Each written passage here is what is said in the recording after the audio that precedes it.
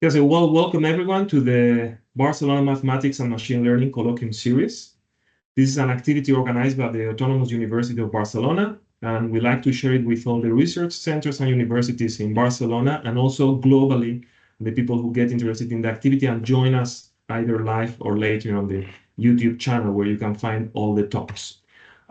This cycle is about what mathematics can do for machine learning and what are the mathematics behind machine learning. We do that 3 times a year only, and we have a talk and then discussion time. You are welcome to ask questions anytime, and also at the end of the talk. And the most important part of the cycle is, of course, who. And among the speakers this year, today we have Geordie Williamson. Geordie Williamson did his PhD at the University of Freiburg, and he's now the director of the Mathematical Research Institute at the University of Sydney. He was awarded the Clay Research Award and the New Horizons Prize. He's a fellow of the Royal Society and was a plenary speaker at the ICM in 2018.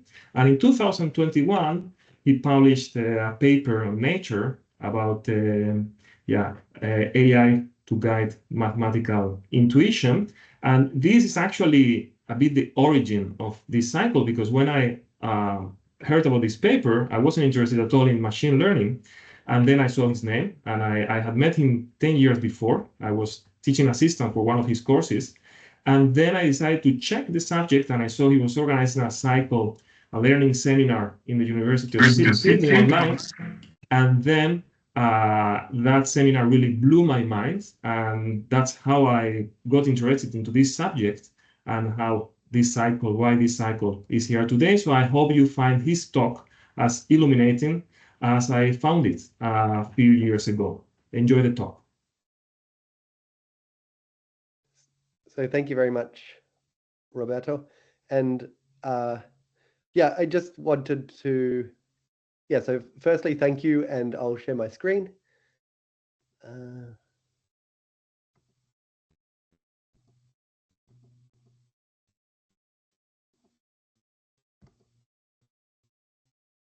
Okay, so as I said, I'm not used to Teams, so I can't see anyone. So please just interrupt me if something is unclear, or if, and it's a small audience, so if you want to interrupt and ask a question, you're more than welcome to, and I think there's a discussion planned for afterwards.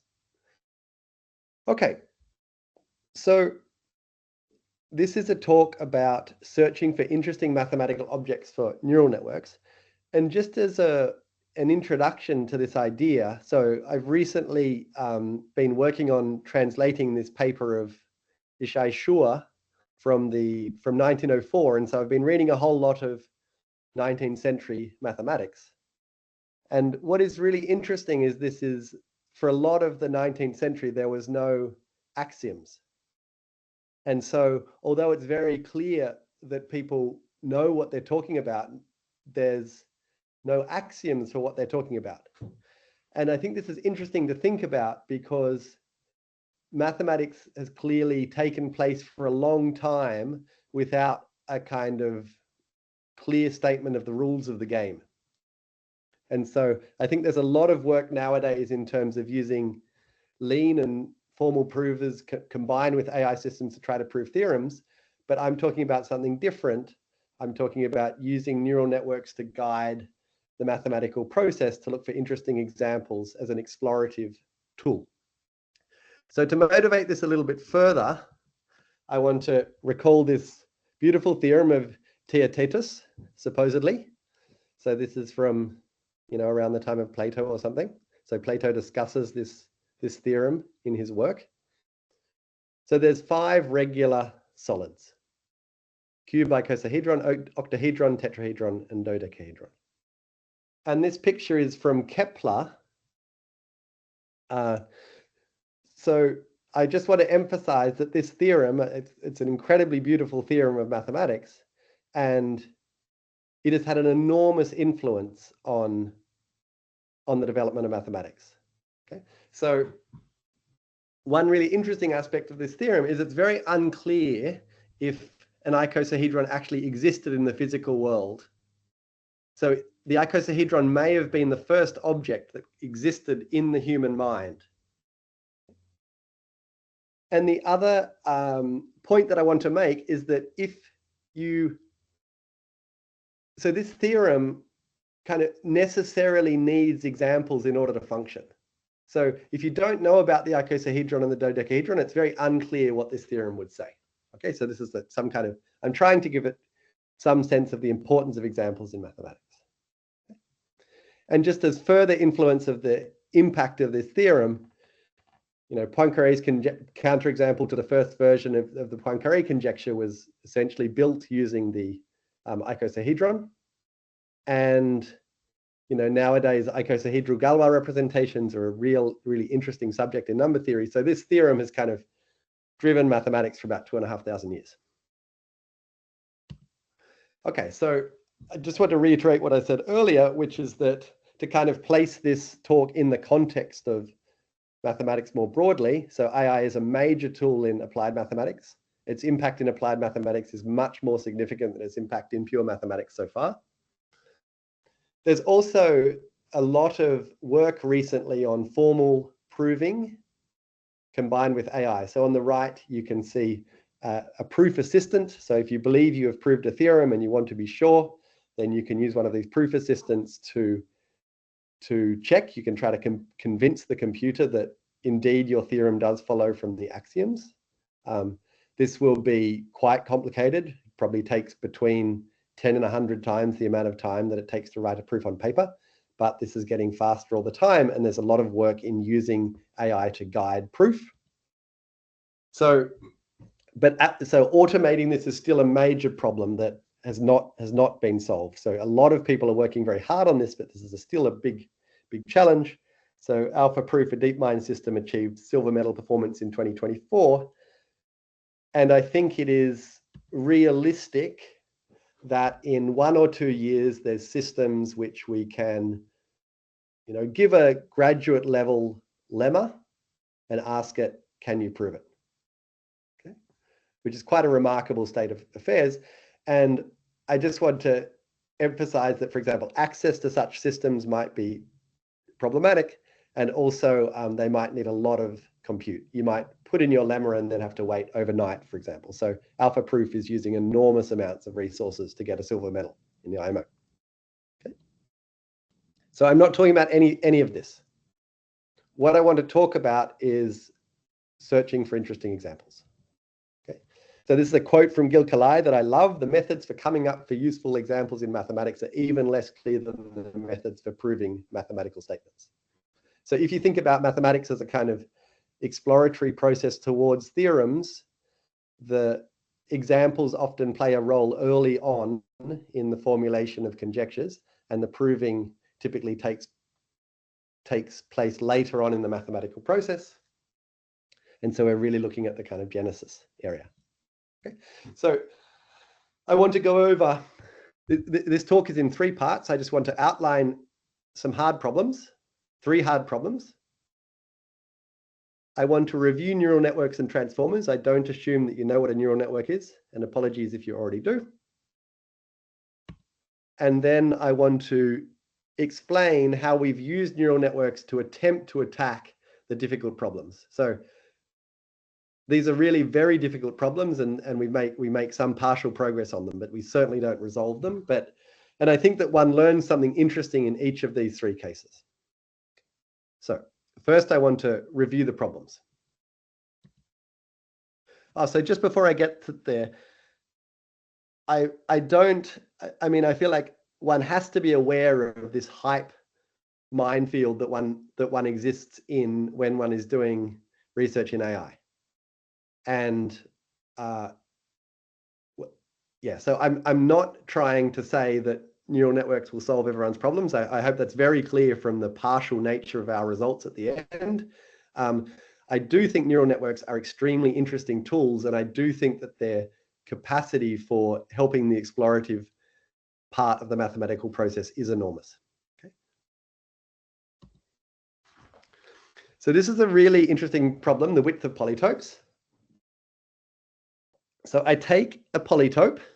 So this is some compact region of space cut out by hyperplanes. And then, so I describe this polytope as an intersection of half spaces. And this polytope has now vertices and edges, and I take the graph of that polytope. So I take this graph, and then I ask, what is its diameter?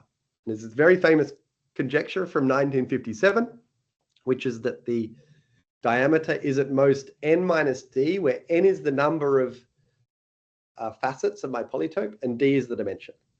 So here I have an example of a two-dimensional polytope. So d is 2, and it's described by 6 equations. And if you can see my cursor, the diameter I can get from this point over to this point in 1, 2, 3 steps. So, and you can easily convince yourself that you can get between any 2 points in at most 3 steps. So the diameter is 3, and 3 is indeed less than n minus d, which is 4. Here's another example. Here's a cube. So now I have, my dimension is 3. I have 6 faces, and I can get from any point to the opposite point 1, 2, 3 in 3 steps, and 3 is less than or equal to 3. Okay. And in general, you can see that a cube in higher dimensions, so always this is like, let's in dimension d, then this has 2d faces. So n minus d is d, and the diameter of a cube is d. So the cube shows that this has to be strict, and it's kind of remarkable that for a very, very long time, there was no polytope known that violates this bound. So why do we care about this? So this is very relevant for linear programming. So in linear programming, you start at one of these vertices, and you have some objective function, and you move along one of these edges. And if some oracle tells you the perfect way to go along these edges, so if you're in a high dimensional polytope, you have this problem of pivoting. So you have to choose, do I go this way or this way or this way? Your objective function may increase along each of them. And the diameter is a lower bound. If you make the best possible decision as you're navigating your polytope, the diameter gives you a lower bound on the running time of the simplex method. So this is one of Smale's problems, is how hard is linear programming? Is linear programming polynomial time? And polynomial types, so polytopes of exponential width would prove that the simplex method is exponential time, which would be, I think, extremely shocking, because experimentally linear programming is, so the simplex method is extremely efficient. So my kind of religious belief is that these very, very exceptional polytopes exist. But the question is, how does one find them? And my belief that these exist is related to this like extraordinary example of Paco Santos from 2012. So he proved that there exists a 43-dimensional polytope of width with 86 facets of dimension that just breaks this hash bound. Okay, which is it's very, very interesting construction. This paper appeared in the Annals, and the Hersch conjecture is false. So a very, very beautiful aspect of Santos's paper is he reduces this problem to a problem in 5 dimensions. So there's a particular setup that if you can show that something called a prismatoid exists in 5 dimensions with a very, very exceptional property, then there's some formal procedure by which you can prove the existence of some much higher dimensional polytope.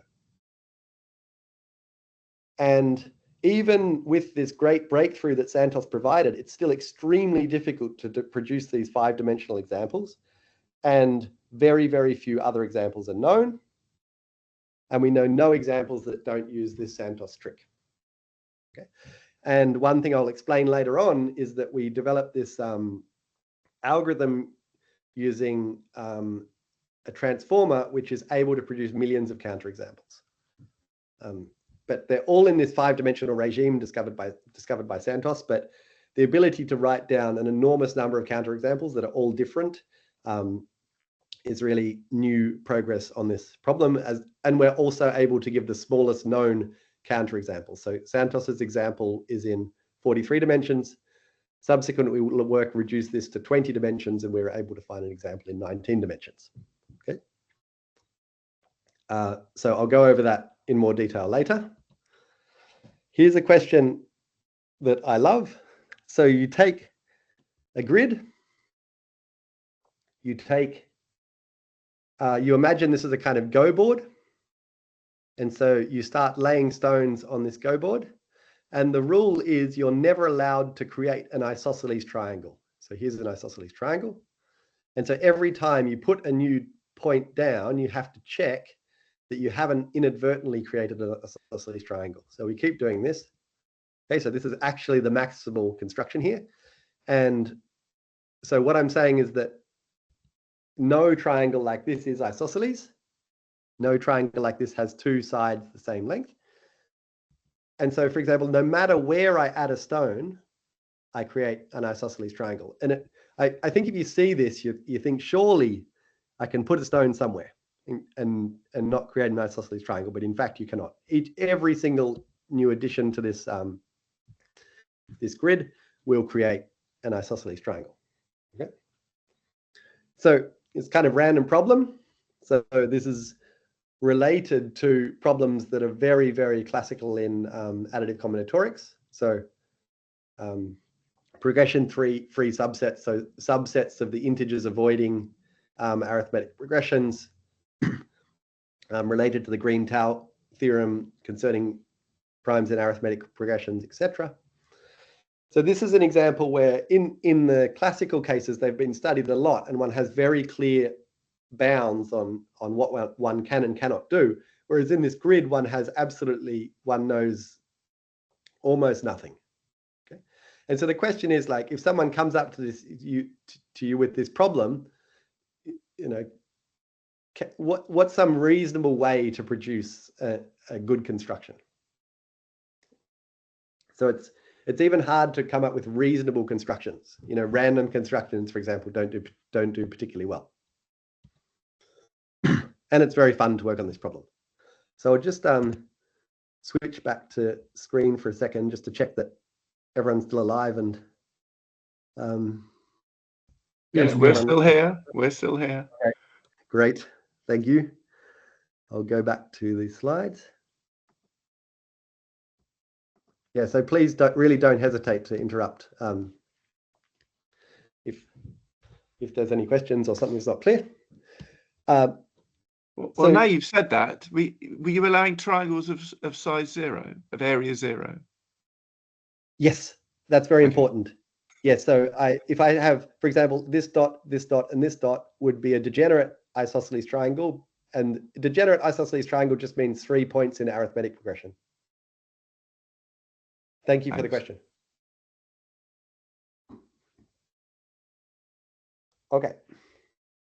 Okay, so that was hard problem number 2. And here's hard problem number 3. Does the Jones polynomial detect the unknot? There's another problem that I've been obsessed with most of my working life. So we take a knot and you can associate to it a very, very interesting invariant called the Jones polynomial. And here's an example of a complicated knot. And here's the Jones polynomial. And this isn't really the Jones polynomial of this knot. I just made up a polynomial with coefficients, with a Laurent polynomial with integral coefficients. Okay, but you can make this association, and then the question is, if I start off with a knot here, and I get the value of the unknot, which in my conventions is Q plus Q inverse, then was the knot I started with an unknot? And for other knot invariants, you can ask this. For example, for the Alexander polynomial, you can ask this, and the answer is no. There's many knots which Alexander polynomial says they're trivial, and they're not. And then the Jones polynomial is very close to another invariant called Kovanov homology, which is known to detect the unknot, which is an extraordinary theorem from probably 7 or 8 years ago. And so we're in this very interesting regime where this invariant is close to something which is an unknot detector. The Jones polynomial is also very simple. So this would be an amazing theorem if true, but this is something where I'm very suspicious that it's true, and I basically want to find a counterexample, and I want to use neural networks to help me. So, if you don't like this problem, maybe there's an equivalent formulation that you might like, which I also find kind of shocking. So you take these two matrices A and B. So these are two invertible matrices. And the question is, do they satisfy any non-trivial relation? So do these two matrices generate a free group or not? Okay. So Berman highlighted this problem in some Princeton notes from 1974, and it's been an unsolved problem ever since. Many, many people have tried to solve this problem. So if, I think one has to guess at this point that these two do generate a free group. But if you could find some relation satisfied, some non-trivial relation satisfied by A and B, then you would automatically have a knot, which is not the unknot, but where the Jones polynomial says that it thinks it is the unknot. So you would have a counterexample to this this open problem. And so this was first brought up by Berman, and then Bigelow pointed out that elements, he gave a very strong argument that elements, that if you found a non-trivial relation, you could probably produce an unknot with trivial, sorry, a knot, you could probably find a counterexample. But you would kind of have to give Bigelow the example, and then Ito explained that actually, if you just find any non-trivial relation, then you're done. Right. So they're my tough problems. Now I'll just give a brief, so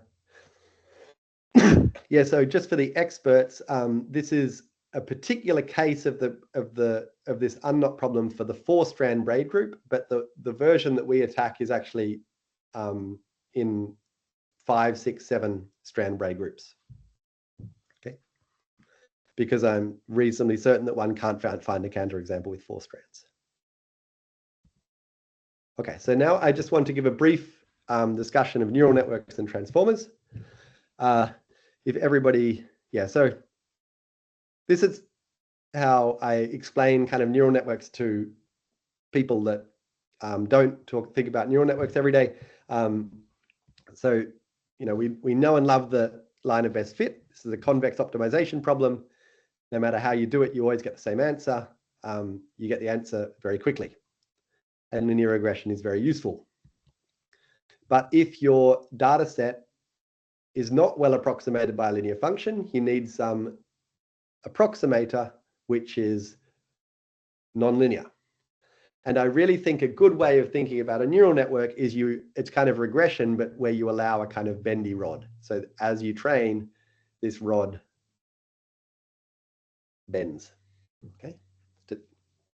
And typically neural networks are approximating very high dimensional functions. So rather than thinking about a bendy rod, we think about some very, very kind of bendy surface. And this is the actual architecture of a vanilla neural network, a multi-layer perceptron. We have these linear layers, which are trainable. So I should say affine linear here, affine linear, affine linear. And then we have this simple nonlinearity. And so these are the parameters of our neural network.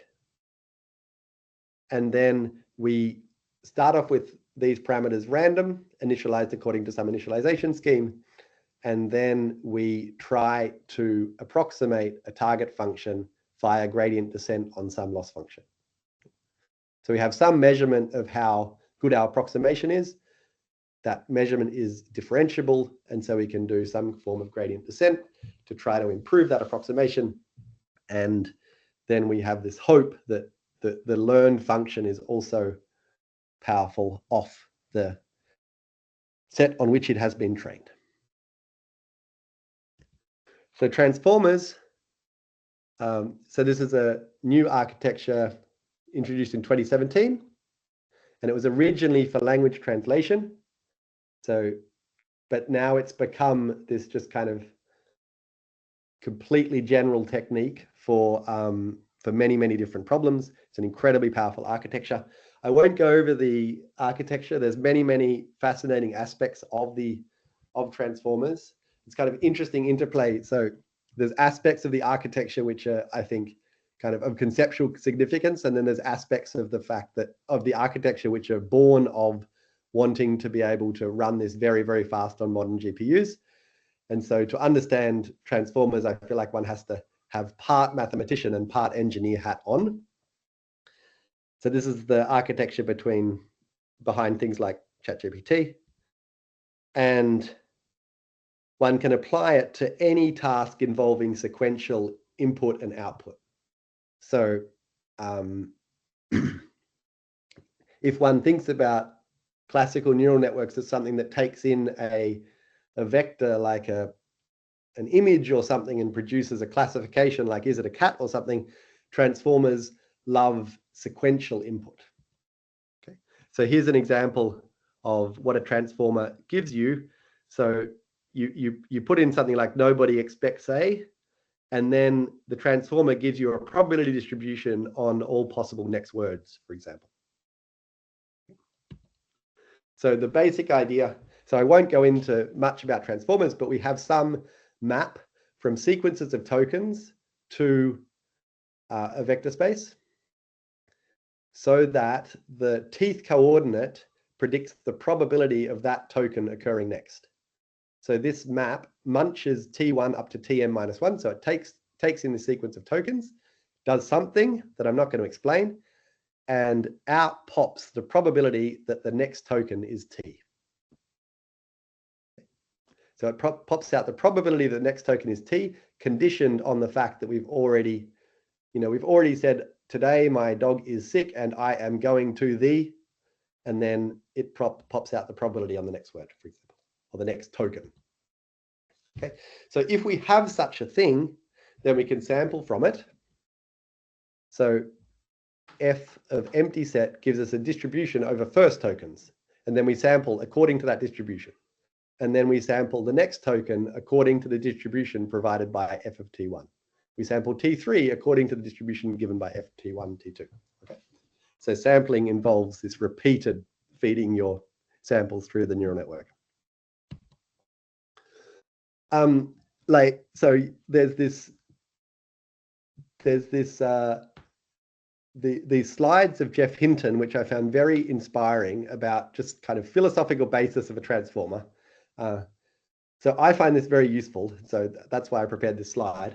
So if you think about good old-fashioned AI, so this was, a lot of people were very interested in this in the 70s, 80s, and 90s. And this is the idea that there's some kind of, so we have some symbolic input and we want to produce some output, and we do something like kind of algebra on these symbols. So there's some rules. We might take a sentence in and we're allowed to rearrange the sentence according to certain rules, and then we get some output out.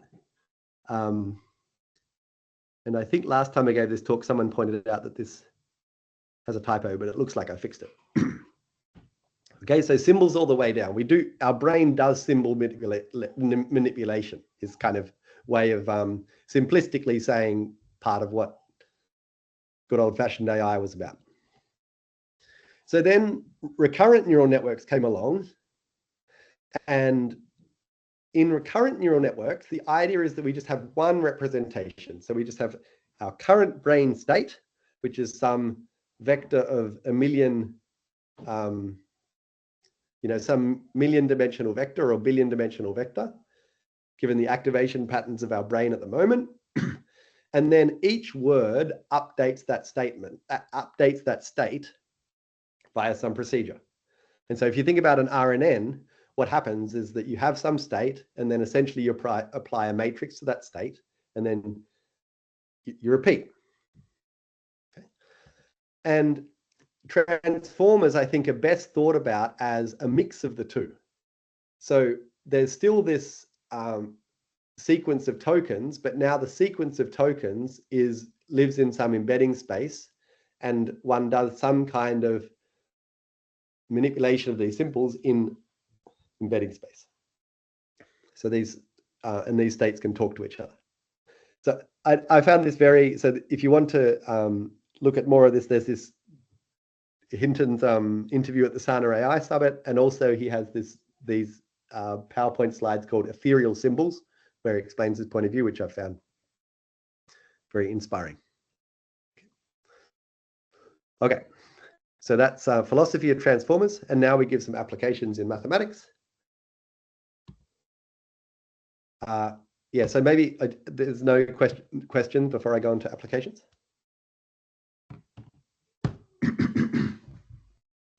All right, onward.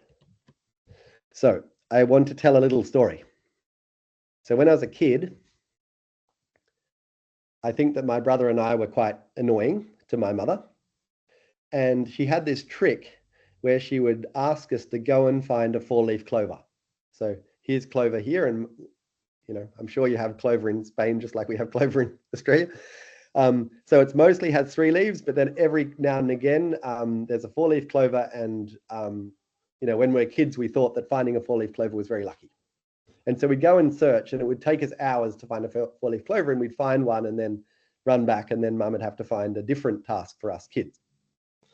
But then at some point, we stumbled across this particular cluster of 4-leaf clover, which was incredibly rich. Sorry, this particular cluster of 4-leaf clover that was very rich in, particular cluster of clover that was very rich in 4-leaf clover.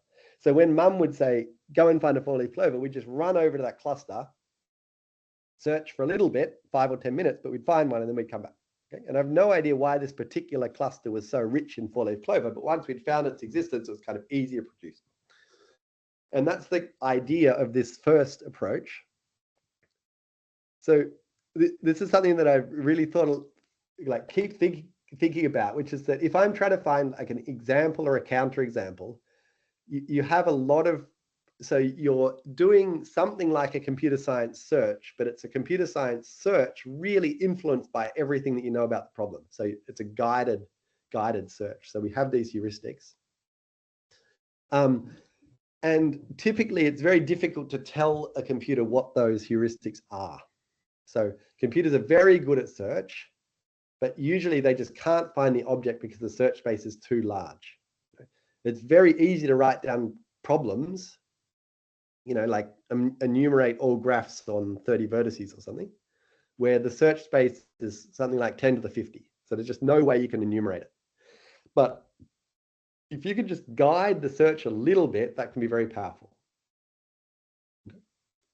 So how do we guide the search?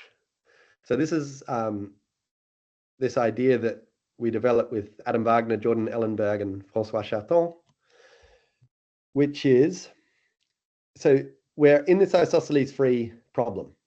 So this is what the kind of solution I get by just randomly adding stones until I can't go any further.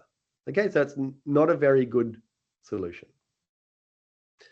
But it's very easy to do this a million times and to take the top, say, 10% of constructions.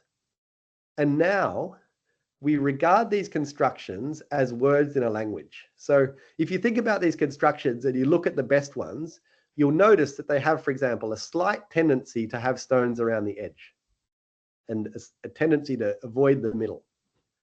And that's something basic which a neural network can pick up on. And then I'm sure there's lots of other structures in these constructions which I can't see, but a very good pattern recognition tool can. Okay? So what we do is we feed, so we generate something like 1 million of these, which is almost trivial to do. And then we tokenize them. We view these as words in some esoteric alien language. And we feed them into a GPT-2 style transformer. So we use this implementation of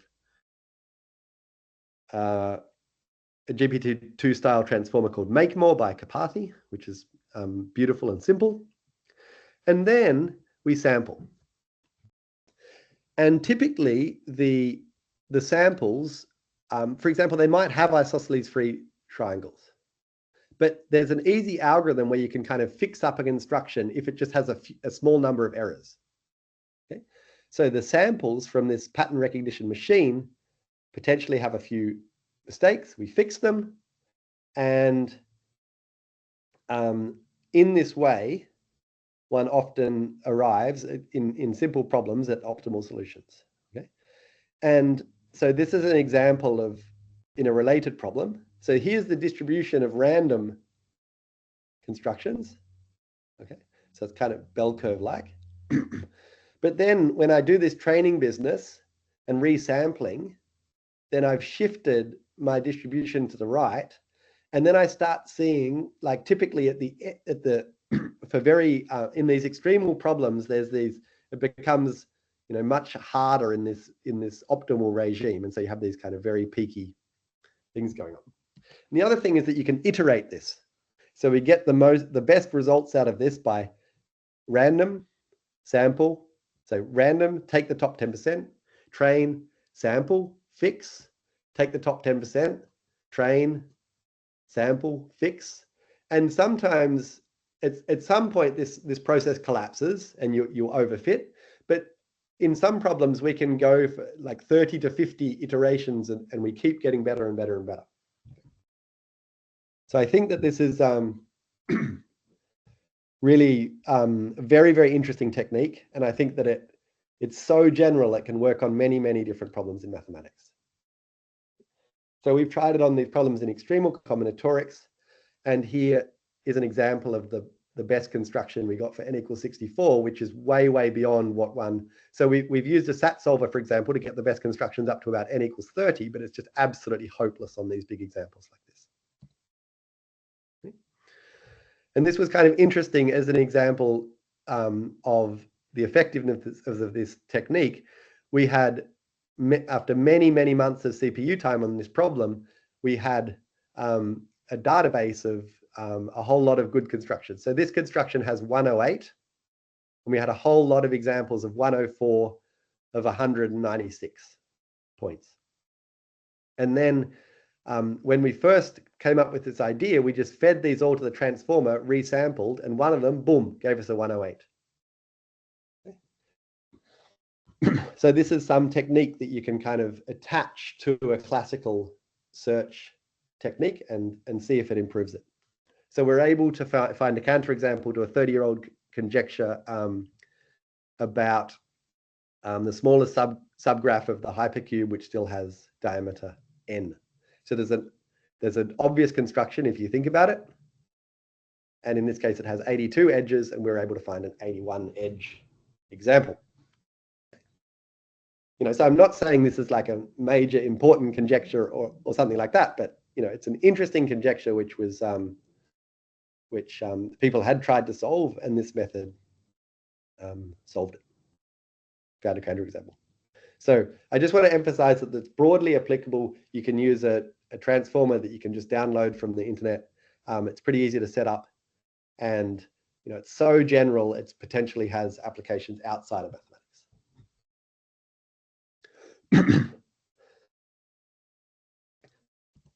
Okay, so this is the width of poly.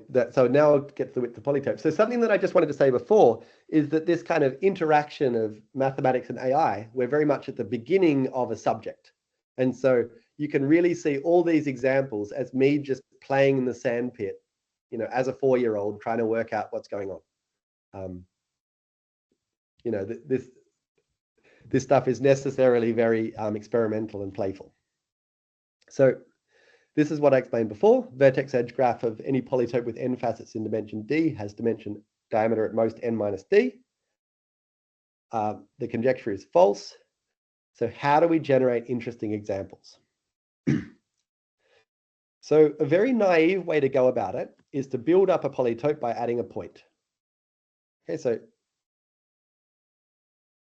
here's an example where I have a polytope at this point, and then I want to add a new point.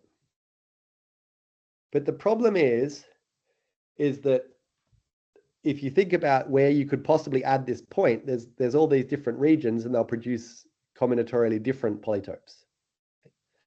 And also, if you think about each one of these new hops, each one of these new point introductions as being a move in a game, the space of moves depends on your current situation.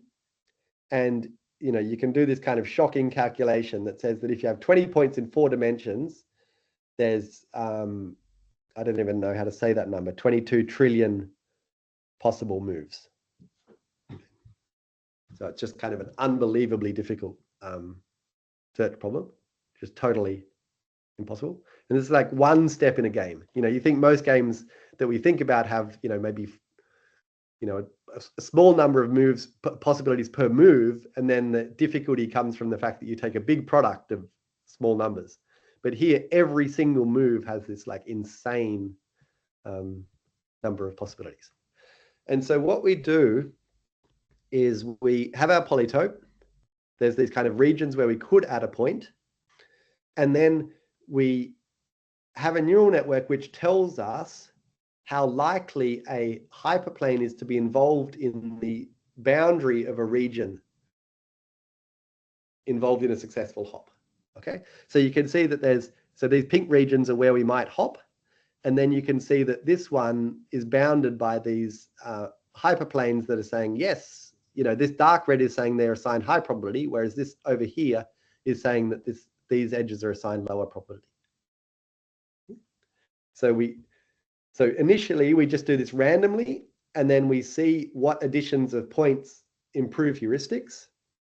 And then we train a neural network, a transformer, to predict the hyperplanes involved in regions that lead to good results. And then we conduct our search based on that neural network.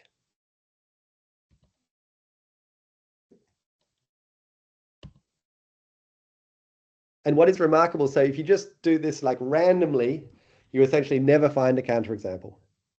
And yeah, this is a very complicated thing because it's a very big project and stuff. But basically, at the end of the day, once you've trained this transformer, then 1 in a billion searches finds a counterexample. So you can find, so this eventually, so this was a project with DeepMind, but and when we run it on their computers, having 1 in a billion searches successful is enough to produce millions of counterexamples.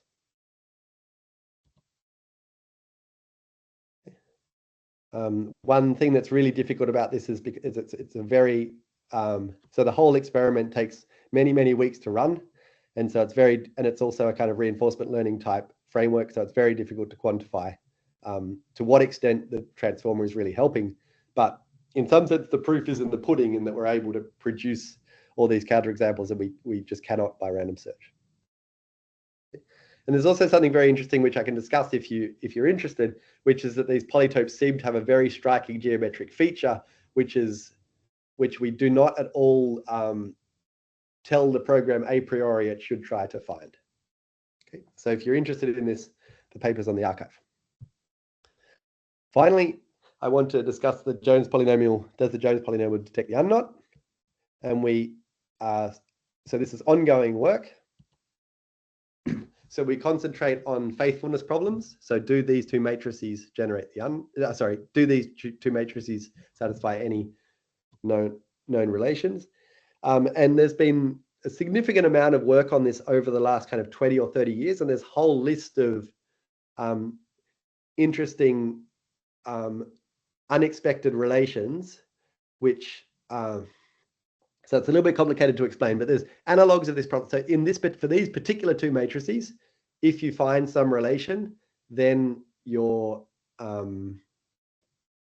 won. But there's other situations where you have a whole family of different representations, and you want to find unusual relations in all of them. But then people have been able to find some unusual relations in some of them. And we've discovered an algorithm that discovers all known unusual relations. Okay? And we can find many new relations, but we cannot yet find a counterexample. Okay? So this is a kind of complicated project, and there's a lot of pieces, but I just want to describe the bit where we use a neural network in an unusual way, because I think it's extremely interesting. So here's a thought experiment. So imagine that I send you off into the bush and I say, there's this particular rare flower that I want you to find. So you go off and you search and you don't find anything. Okay, so let's say you search for a few days and you don't find anything. Then you're told you have to go out and search again. So the question is, do you search in the same way or not? And I want to suggest a heuristic for the way that one could search now. So as you're searching, you've looked around, you've not only looked for that particular flower, but you've looked at a whole lot of species and you've looked at a lot of aspects of your environment. Potentially, it's interesting to look at areas of that environment where your ability to predict other aspects of the environment is low. So if you walk into the area of the bush and it just looks exactly like how you would expect, then probably that's not where you're going to find the rare flower. But if you find a little gully that suddenly has a whole lot of unusual other species that you've never seen before, then maybe you're like, okay, this is the place to look. Yep. So areas of the bush which seem unusual might be likely to contain rare species. So that's, I think, a very interesting thought experiment. Another way of phrasing this in this language of, so there's this language of predictive coding in cognitive psychology, where essentially what we're trying to do is predict our environment the entire time, and that what we want to do is look in the areas that maximize our surprise so that we can learn the most. So we implement this. What we're looking for is a rare knot or a braid. So here's a braid and it closes up to give a knot, and we're looking in this braid world. So here's a braid. And then we try to use a neural network to predict an important property of the braid, which is unrelated to the special property that we're looking for. And the neural network can do this incredibly accurately. And then we concentrate our search on braids where the neural network is wrong. Okay, and we call that descent set confusion. Okay, so we're trying to predict the right descent set. We train a neural network, we train a transformer that predicts this right descent set. It gets 90% accuracy or something on what is typically quite a difficult prediction problem. And then we take, as our guide in the search, we concentrate our search on braids where this neural network is getting it wrong. And this, I think this is a really nice idea, but it actually works. This is the thing that I find really amazing. So this is there's a whole bunch of searches without the neural network, and it succeeds 15% of the time. So this is one of the, on one of the easy cases. So you basically want this curve to come back down. Okay, so here some of the time it's coming back down and finding something, and then a lot of the time it's staying up here. And here's when we add the descent set confusion neural network, boom, many more of the searches succeed, and you can see that so this is with all the parameters in these two searches are exactly the same, except in the second search we reward for this descent set confusion. Okay. And we've seen this across essentially all our searches, that this addition of the neural network to evaluate the current state is very, very useful. Okay. Yeah, so this is functioning a little bit like a value network in reinforcement learning. Okay, so I'll just finish up now. So neural networks have, in 3 examples, helped discover new examples in mathematics. And so they're very difficult problems, but we do make some progress. And these techniques are very flexible, particularly the pattern boost technique is very, very flexible. And it seems, I feel like once we start to crack open the right techniques for the right problems, it seems like the potential is almost limitless on these explorative type questions. Thank you very much. Thank you. So I'll stop screen sharing. Okay, so thank you for this very nice talk. And now it's time for questions and discussion.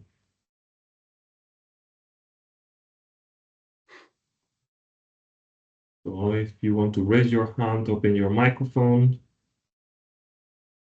Not, I'll go for the first one. Yeah. Somehow you got into this the first time with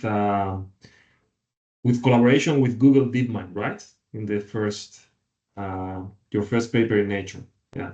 Yes. So I mean that's somehow like the best team one can imagine.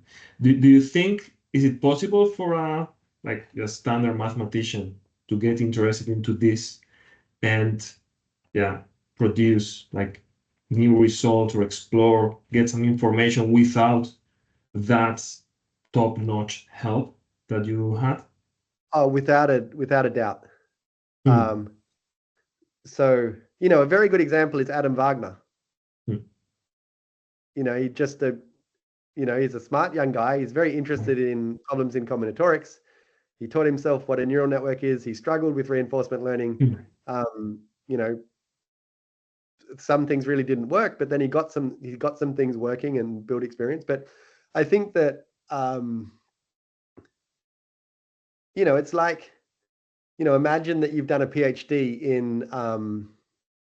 in differential geometry, and you ask, can you make a contribution to analytic number theory or extremal combinatorics? Yes, certainly you can, but also there's going to be some work involved, and it might not happen in a year or something. Like, I feel like I've been spending probably about 50% of my time on this stuff for the last 4 or 5 years, and now I consider that my knowledge is basically like, beginning postdoc in machine learning or something like that.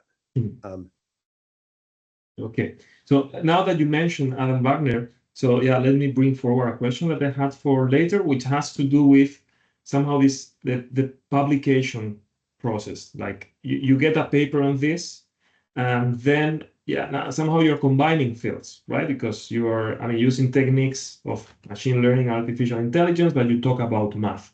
So I wanted to ask you about, for instance, this paper about the polytopes. I see that it got accepted, or is it published on Proceedings of the London Mathematical Society, right?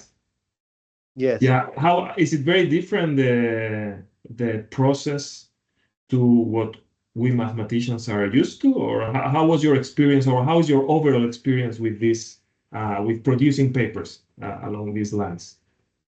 Yeah, like that's a really good question. I mean, the Proc LMS paper is kind of an interesting case, because this was essentially like we were doing all this Hopper business, but then on the side we were just doing good old maths, and we found a very interesting family of polytopes which answered a question that experts had asked. And so that paper is just a pure maths paper. It defines a sequence of polytopes, it computes their width. And the AI paper, the one that I cited, is in this volume of the Advances in Theoretical Mathematical Physics, which was associated to this CMSA program that we ran last year at Harvard. And I think that, where to publish this stuff is it's a bit of a challenging problem.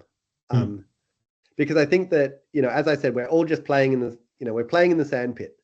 And there's a whole lot of very interesting papers now that say we applied neural network X to problem Y in mathematics and we got some accuracy or whatever. And I think that this is it's very interesting for me, but I don't think that this reaches the bar of publication in a standard maths journal. Okay. So but I think that these papers are very valuable. They should be published somewhere, and I don't think it's very clear. It's a little bit akin to the issue that the lean community has, where formalization is incredibly valuable and is very non-trivial in some cases, but it's not so clear where you publish these results. Okay, Kevin, please.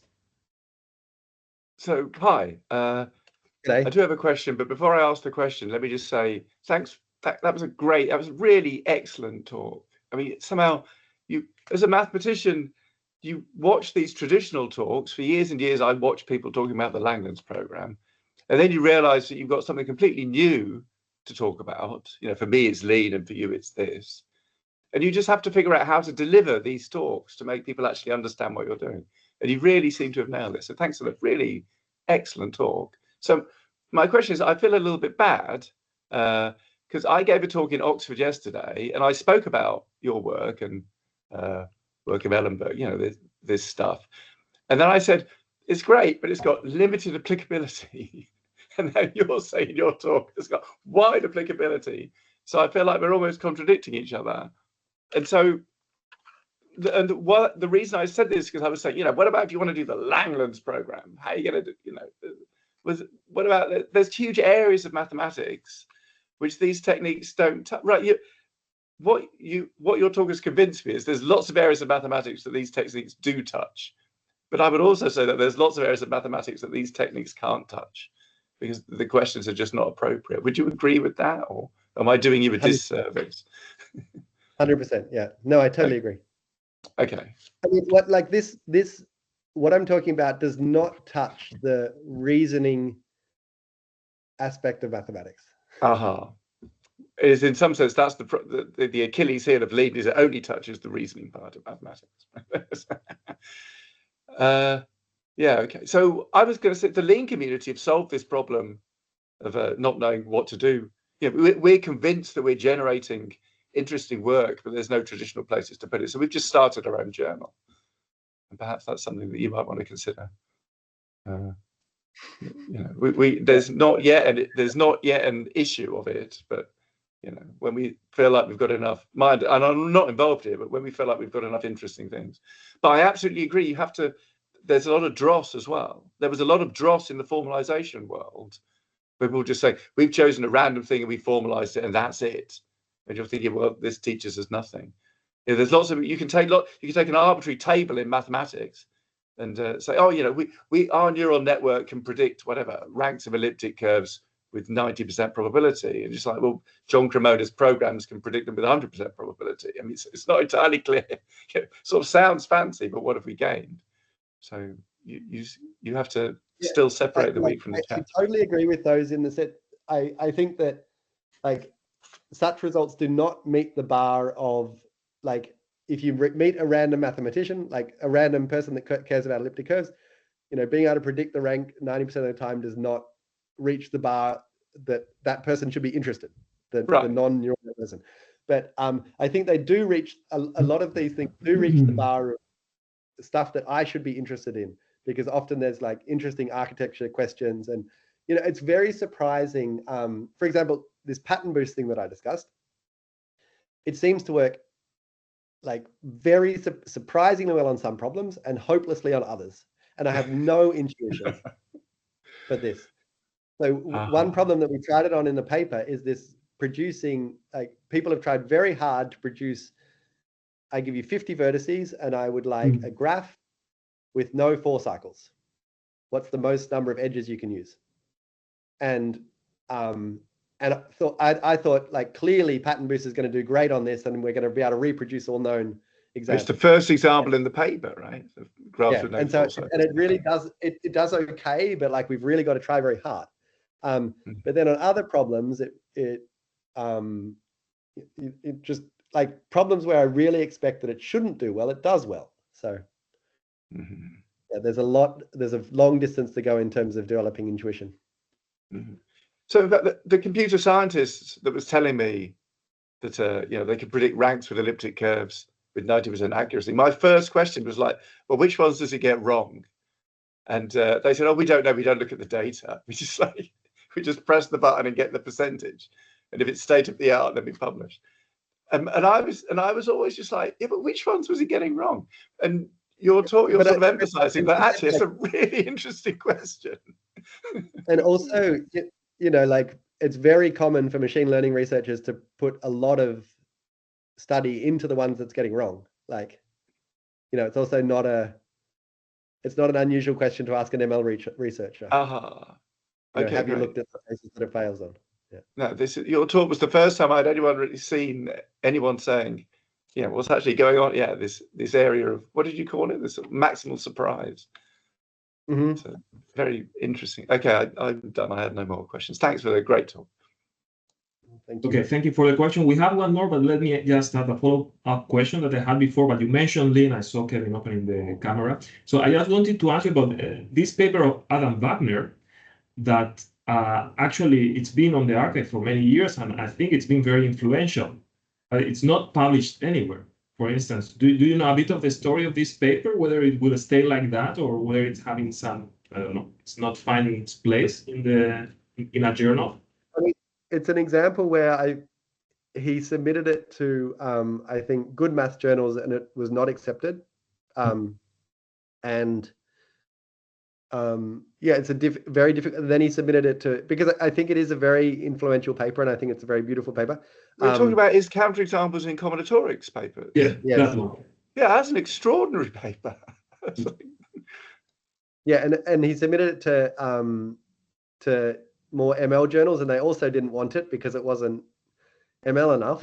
I mean, like the RL framework that he uses is an incredibly standard thing. And, he says that, like, this is just the most stupid RL thing you can use, but like me, everyone can use it.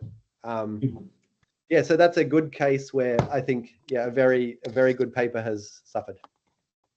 Okay, we have a question by Ellie. Ellie, please. Hi, thanks very much for the really interesting talk. My question was, how important do you think different data representation is? So, for example, the problem in knot theory, there's many different ways you can represent a knot. Do you find that there's some representations that are more amenable to these machine learning algorithms?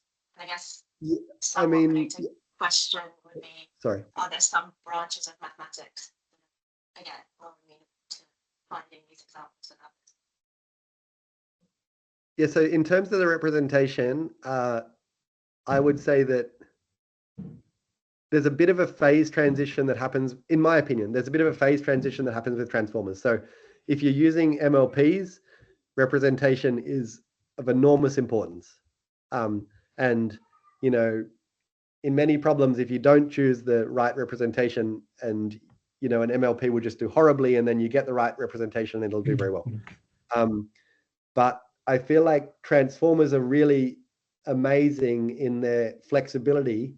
And since now I almost exclusively do transformer stuff, and I've spent much less time thinking about representation. So in the pattern boost thing, we have to tokenize. So, it's really disaster to put in into a transformer, literally a sequence 0, 1, 0, 0, 1, 0. It won't like that very much at all. It will like a vocabulary of between maybe 50 and 1,000 tokens. And so you should break up when you've got 0, 1, 0, 0, 1, then maybe you should encode that as a chunk. And so one still has to think about tokenization. But beyond that, I think that I spend much less time thinking about representation these days.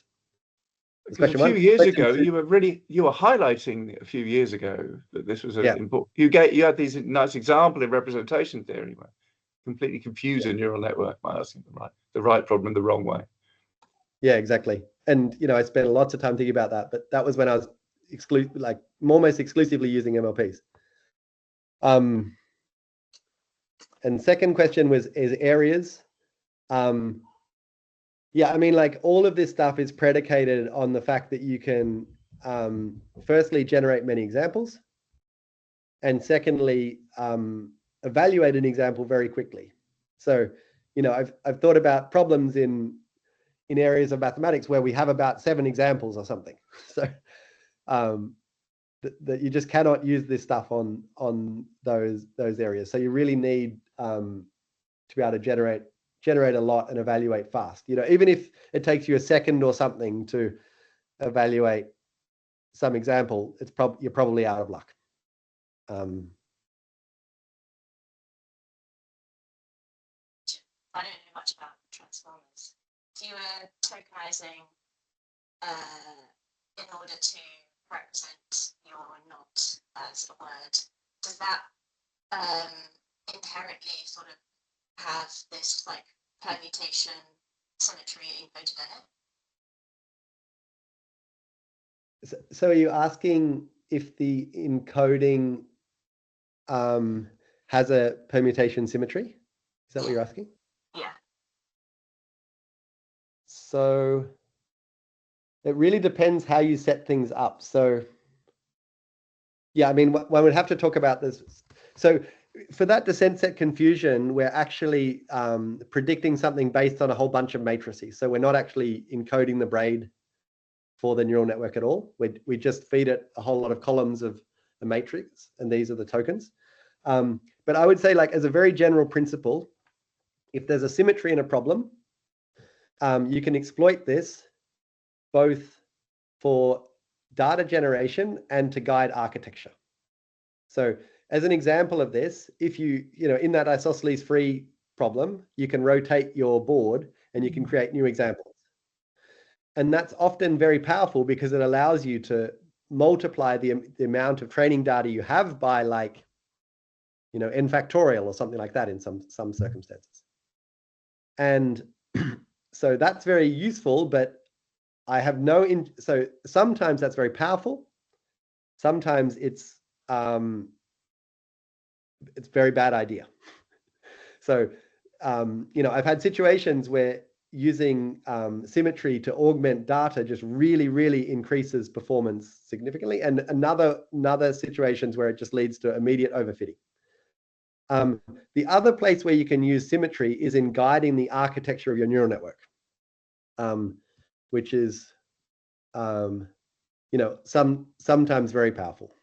So, for example, you might use like a graph neural network or something in order to respect the symmetries of your problem.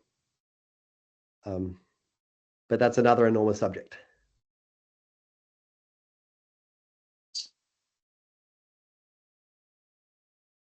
Okay, any more questions?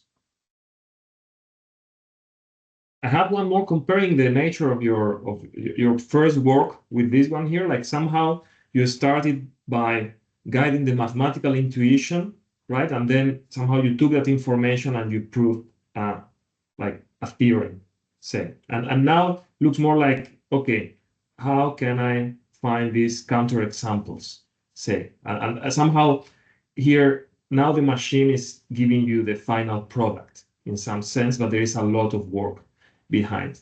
So have you kind of abandoned the first way and now you are somehow like focusing on this second way, or did you find that the first way is actually too hard or more difficult to exploit? Where do you stand right now between these two approaches? Thank you for this question. It's a very good question. So